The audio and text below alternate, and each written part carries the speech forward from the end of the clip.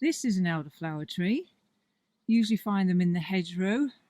They don't grow much taller than this one, and they're in flower now. So if I show you the flowers, it looks a bit like an umbellifera, but it isn't, because it's a tree, because it's got woody branches, you can see here. But you can see all the little flowers come together in one long stalk. And this thing here, this is the flower head.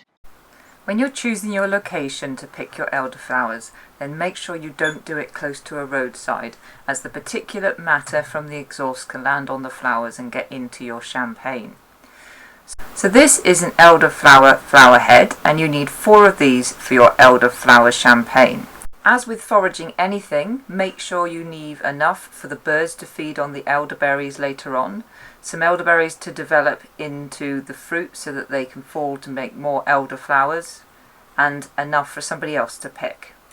Now if you're not sure how to identify an elder tree, then there's some distinguishing features. If you look along its branches, they are quite woody, and you can look at the leaflet. This is one leaf here, so that's one make out of 5 leaflets. So we've got 2 lots of pairs and then one on its own. So look up for that 5 leaflet there. That's one distinguishing figure. And then the woody branches. The younger ones can be quite greeny, but they're definitely woody eventually. Also they smell. Elderflowers are very fragrant. And when you pick them, make sure you choose a really bright sunny day, and then all these flower heads will be open properly, and then the pollen will be there, and that's what gives the elderflower its scent and the elderflower taste that will go into your champagne. So if you're not sure, break off a branch, have a look for that in a pith that you can usually squish with your nail, or if it's that missing, you've got a hollow tube there, and that's your elder. So if you're not sure, don't pick. But these flowers are very fragrant, and hopefully with the leaf and the twigs and the shape of the bush and the shape of the flowers, you should be able to identify it. For your elderflower champagne, you'll need 650 grams of sugar. Use 1 litre of boiling water to dissolve your sugar, and stir until it's all been dissolved.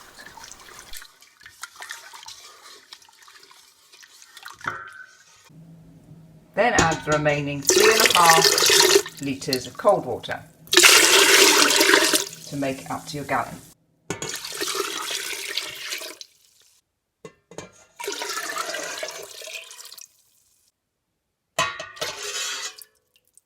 Now leave it to cool. Juice 1 lemon.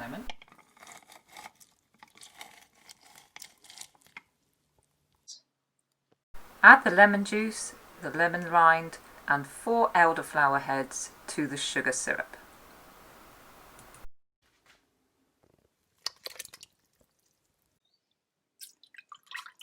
Don't worry if any pips or seeds go in, because you will be filtering this out.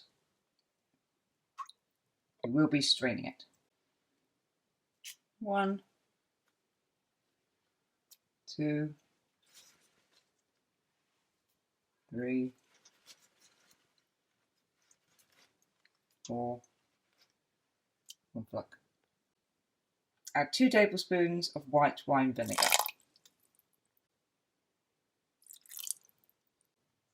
Leave to steep for 4 days.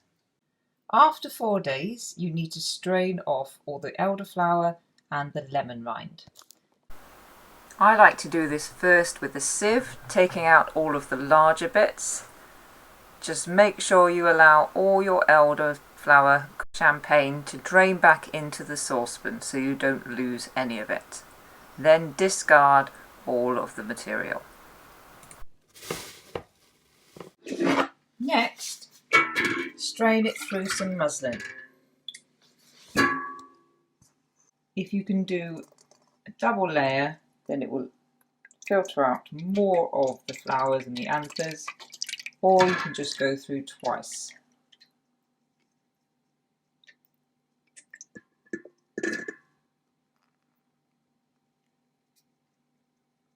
bottle into plastic bottles, or you can put them in glass bottles if they've got a top that will pop off if they get over pressurized.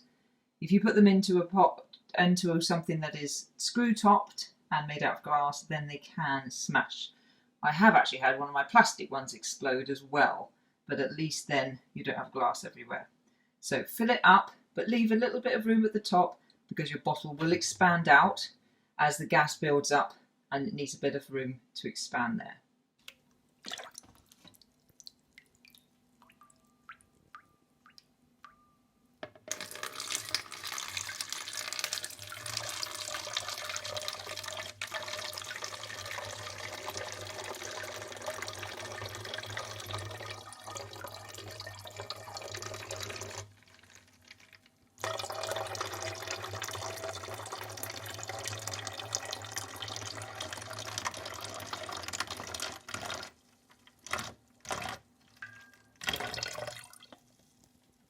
Once bottled, label and don't forget to put the date you bottled it.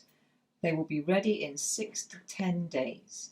And the natural yeast from the flowers should start your elderflower champagne starting to ferment. If you keep an eye on it, you should see bubbles starting to be produced. If after the 10 days you open it and it hasn't fizzed up, then leave it for another week and then try again. Sometimes you just get a dull batch and you don't get enough yeast on the flowers, but usually if you leave it long enough, it will start to ferment and you'll get some beautiful champagne.